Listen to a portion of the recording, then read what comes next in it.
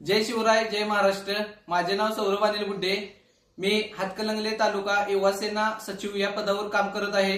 तरी आपल्या अखंड हिंदुस्थानचे आराध्य दैवत छत्रपती शिवाजी महाराज व आमच्या शिवसेना पक्षाचे शिवसेना प्रमुख हिंदुहृदय सम्राट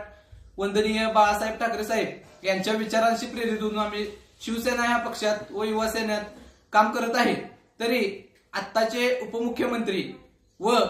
लाडक्या बहिणींचे लाडके भाऊ म्हणून ज्यांनी अखंड महाराष्ट्रभर ज्यांनी ओळख निर्माण केली असे आमचे नेते व पक्षाचे मुख्य नेते असे आमचे एकनाथजी शिंदे साहेब व हातकणंगले लोकसभा मतदारसंघाचे लोकप्रिय खासदार आमचे मार्गदर्शक व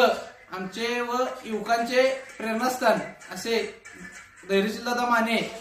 व निशिकांतदादा पाटील असो, जिल्हा प्रमुख राजेश क्षीरसागर साहेब असो, आपले अशोक माने बापू असो, परत आपले युवा सहकारी मित्र ऋतुराज दादा क्षीरसागर असो, शिवाजी दादा जाधव असो, राकेश खोंद्रे असो यांच्या मार्गदर्शनाखाली आम्ही शिवसेना युवा सेना या पक्षात कार्यरत आहे, काम करत आहे। तरी आपल्या वडगाव नगर परिषद वडगाव या प्रशासनाच्या कालावधीत म्हणजेच की ह्या 4 वर्षाच्या कालावधीत एक विकास कामं म्हणजे भरपूर झाल्यात, पण विकासाचे जर प्रश्न विचारण्यासाठी आम्ही नगरपालिका प्रशासनाला आपले मुख्य अधिकारी सुमित जाधव साहेब असू देत किंवा अजून जो त्यांचा स्टाफ आहे यांच्याकडे गेले असता त्यांनी वारंवार मला कारण देतात की हे काम झाले पण ह्याचा आम्हाला तुम्हाला रिपोर्ट देता येत नाही कारण की ह्याच्यावर जास्त मनुष्यबळ लागते, परत बाकीची कारण असो असे टोलवाटोलवीची उत्तरं। मी पहिला एक पॉइंट घेतो असा की माहितीचा अधिकार 2005 अन्वये बाबासाहेबांच्या संविधानात लिहिलेला माहितीचा अधिकार 2005 अन्वये कलम या अधिकारावर मी जर अर्ज टाकत असेल आणि त्या अर्जाची कोण दखल घेत नसेल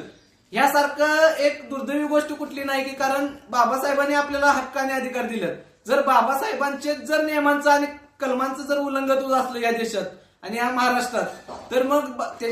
मग त्याचा दुर्दैवी कारण येत आहे। परत आपलं जयसिंगपूर शहरात 2022 जो सगळ्या नगरपालिकांना एक GR केला 2022 साली चंद्रशेखर बावनकुळे त्यावेळी महसूल खात्याचे मंत्री झाले, त्यावेळी एक GR पास झालाय वडगाव शहरात व वडगावच्या आजूबाजूच्या सर्व नगरपालिकांच्या की जी नगरपालिकेच्या हद्दीतील जी गाव आहेत आणि गावातले जे नगरपालिका आहेत नगरपालिकेतले जेवढ्या हद्दीतील जागा आहेत शासकीय ज्या जागा आहेत आणि अतिक्रमणित एरियात येतात ह्या एरियाचा पूर्णपणे सर्वे करून पूर्णपणे त्यात त्यांचं सर्वे करून की बाबा कुठं काय अडचण आहे हे सगळं टोटली बघून संपूर्ण माहिती घेऊन हो प्रस्ताव सादर करायचा असतोय कलेक्टर ऑफिसला। आणि हो प्रस्ताव जर सादर करत नसले मुख्य अधिकारी आपले वडगावचे की सांगतात आम्ही जेव्हा प्रश्न विचारायला त्यांना गेलो जाब विचारायला की हे काम का होत नाही तर त्यांनी उत्तर दिलं की हे काम 15 ते 20 दिवसात होऊन जाईल, ही प्रोसिजर सगळी पूर्ण आम्हाला कालावधी दिलाय 15 दिवसाचा आणि 15 दिवसानंतर आम्ही जे सर्वे करून पूर्णपणे आम्ही हे काम करून घेणार आहे 1 महिनाभरात। तर पण अजून महिना नव्वद 4 महिने झालं पण अजून काम काय मार्गी लागलेलं नाही, अजून पण घराच्या कुठल्याही व्यक्तीला प्रॉपर्टी कार्ड दिलं गेलेलं नाही। आणि याला माझं एवढंच मत आहे की यात मांडायचं की जर हे काम हे जयसिंगपूर शहरात जर होत असलं तर वडगाव शहरात व्हायला काय अडचण आहे आणि ह्याच्या मागचं कारण काय आणि ह्या सगळ्या मागं ह्यो जो बाजार केलाय 4 वर्षाचा पूर्णपणे ह्या बाजारात ह्याच्या मागं कोण आहे आणि ह्याचा मूळ सूत्रधार हा बाहेर आलाच पाहिजे। आणि हे मला विश्वास आहे की आमच्या पक्षाचे नेते उपमुख्यमंत्री एकनाथजी शिंदे साहेब या गोष्टीची दाद घेऊन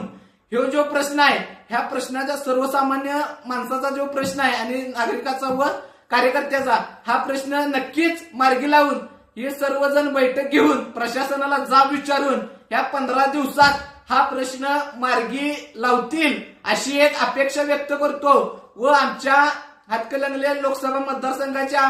खासदार असो व आमदार असो यांना मी एवढीच विनंती करतो आणि एक व्यक्त करतो की या सर्वसामान्य कार्यकर्त्याला व अखंड वडगाववासियांना हा न्याय मिळवून द्यावा अशी एक आग्रहाची व कळकळीची विनंती करतो आणि थांबतो। जय हिंद, जय महाराष्ट्र, जय शिवराय।